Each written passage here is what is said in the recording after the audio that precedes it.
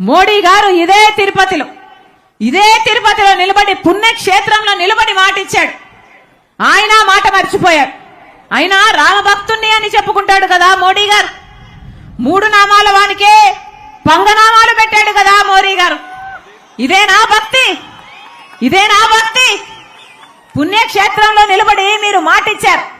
మీరు మాట తప్పి ఆంధ్ర రాష్ట్ర ప్రజలను మోసం చేయడమే కాదు, మీకు ఎంతో భక్తి ఉంది అని మీరు నమ్ముకుంటున్న దేవుణ్ణి కూడా మీరు మోసం చేశారంటే మీకు మనస్సాక్షి ఉన్నట్ట లేనట్ట? ఇక మోడీ గారిని కేడి అనగా ఏమనాలి? మోడీయా కేడియా? ప్రధానమంత్రి మోడీయా కేడియా? ఆంధ్ర రాష్ట్ర ప్రజలను 5 కోట్ల మంది ఆంధ్ర రాష్ట్ర ప్రజలను మోసం చేశాడు. ఇక్కడ నిలబడి 3 నామాల వారి సాక్షిగా చెప్పిన మాటలు కూడా పంగనామాలు పెట్టాడటే ఇక కేడీగాక మోడీ ఏమైతాడు? మోసానికి మారు పేరు ఈరోజు మోడీ అంటే మోసం అంటే మోడీ. వాస్తవం కాదా? వాస్తవం కాదా? మోసమే చేశాడు కదా మోడీ గారు.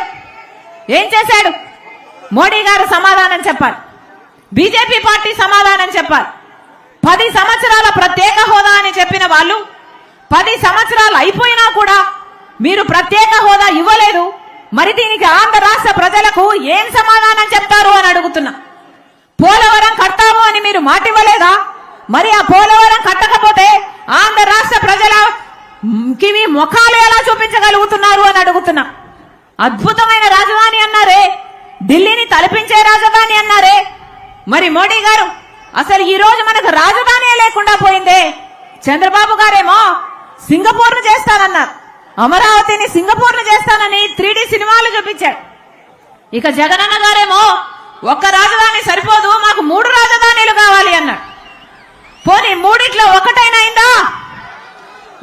అయిందా? ఈ రోజు మనం తలెత్తుకొని ఇది మా రాజధాని అని చెప్పుకునేటట్టుందా? ఒక్క రాజధాని కూడా లేదు అంటే సిగ్గుచేటు కదా? పక్క రాష్ట్రాలన్నీ వేగంగా దూసుకుపోతున్నాయి అభివృద్ధిలో, పక్క రాష్ట్రాలన్నీ బాగుపడిపోతున్నాయి. కానీ మనకు మాత్రం ఒక రాజధాని లేదు. అసలు సౌత్ ఇండియాలోనే మెట్రో లేని ఏకైక రాష్ట్రం ఆంధ్ర రాష్ట్రం. అభివృద్ధి చెందామా? ఒక్క అడుగైనా ముందుకు వేయగలిగామా? మరి మోడీ గారు ఆంధ్ర రాష్ట్ర ప్రజలకు ఏం సమాధానం చెప్తారు? అసలు ఇదే మైదానంలో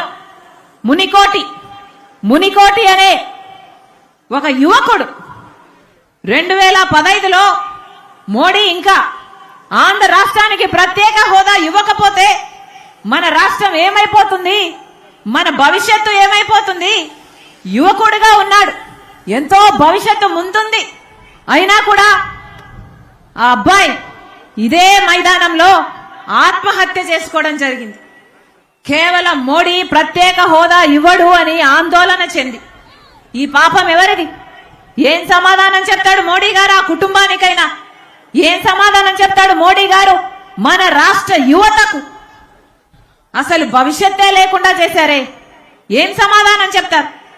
మోడీ గారు చెప్పిన మాట, తల్లిని చంపి బిడ్డను బ్రతికినిచ్చినట్టుంది కాంగ్రెస్ వైఖరి అని చెప్పిన మోడీ గారిని ఈరోజు కాంగ్రెస్ పార్టీ ప్రశ్నిస్తుంది.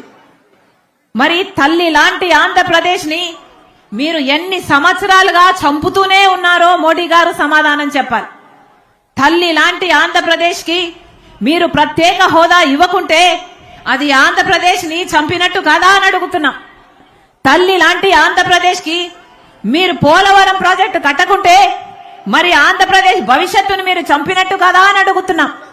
తల్లి లాంటి ఆంధ్రప్రదేశ్ కి రాజధాని మీరు కట్టకుంటే, సహాయం చేయకుంటే మరి మా బిడ్డల భవిష్యత్తును మీరు చంపినట్టు కాదా అని మోడీ గారిని ప్రశ్నిస్తున్నాం.